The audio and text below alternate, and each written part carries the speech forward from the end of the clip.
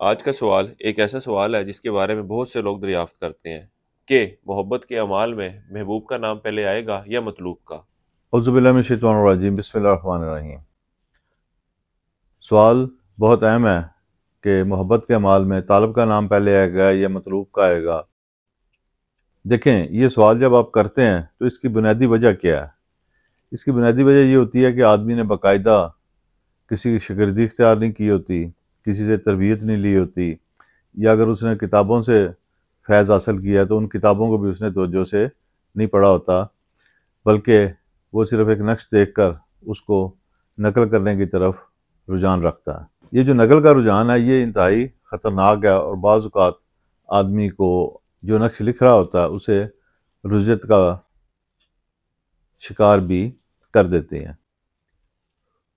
رجعت ہوتی کیا ہے؟ رجعت یہی ہے کہ آپ جو عمل کر رہے ہیں، جو نقش بنا رہے ہیں، اس میں آپ کوئی غلطی کر رہے ہیں، اور اس غلطی کی وجہ سے جو منفی اثرات پیدا ہو رہے ہیں وہ اس فرد کے اوپر پڑیں گے جو اس نقش کو لکھ رہا ہے، اور آہستہ آہستہ یہ منفی اثرات بڑھتے بڑھتے فرد کی اپنی ذات کے لیے نقصان کا باعث بنتے ہیں۔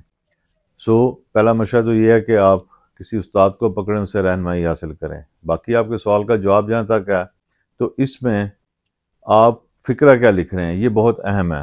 اگر آپ کو فقرہ بنانا آتا ہے تو آپ طالب کا نام بھی پہلے لکھ سکتے ہیں اور مطلوب کا نام بھی پہلے لکھ سکتے ہیں، اس سے کوئی فرق نہیں پڑتا۔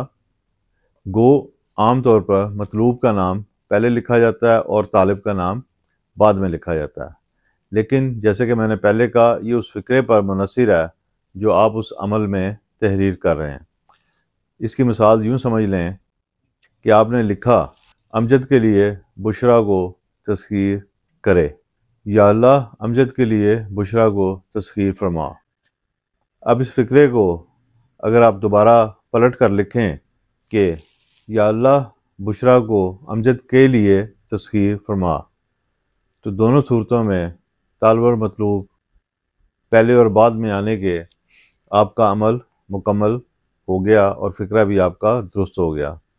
الفاظ کا چناؤ اور فقرہ بنانا بہت اہم ہے، اس میں اگر کمی پیشی رہ جائے تو وہ پوری نہیں ہو سکتی۔ اجازت دیں، اللہ ہم سب کا حامی اور ناصر ہو، اور ہم پر اپنی رحمتیں، بخشش اور فضل نازل فرمائے، آمین۔